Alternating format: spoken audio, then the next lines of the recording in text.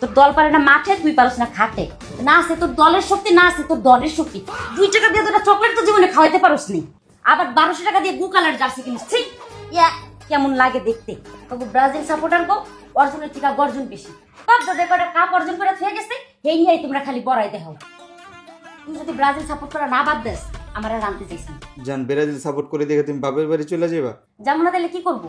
এই যে Brazil support করো, ব্রাজিল সাপোর্ট করে কি পাইছিস তোরা? তখন রাস্তা দিয়ে মানুষটাকে 7 আপ কইয়া, আবার একটা জার্সি, তাও আবার গু কালার, দেখতেই কেমন লাগে। যেদিন তুই ব্রাজিল সাপোর্ট করা বাদ দিয়ে আর্জেন্টিনা সাপোর্ট করতে পারবি, আমার সেদিনই আনতে যাবি। এর আগে যদি আনতে চাস দিস তুই সে খোল, জার্সিটা খোল, সুন্দর দেখা যায় না।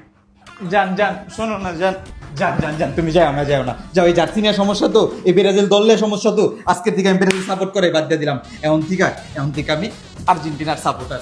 আর এই দল সাপোর্ট করে বা কি লাভ কও? এই ব্রাজিল সাপোর্ট করে পাইছি নাকি? না আছে আমার ঘরের সম্মান, না আছে বাইরের সম্মান। জেনে যাই হইনে হইতে অপমান। এখন থেকে এই দল এবার এই জার্সি ফালাই দিলাম, এই জার্সি দিয়ে তুমি ঘর মুছবা।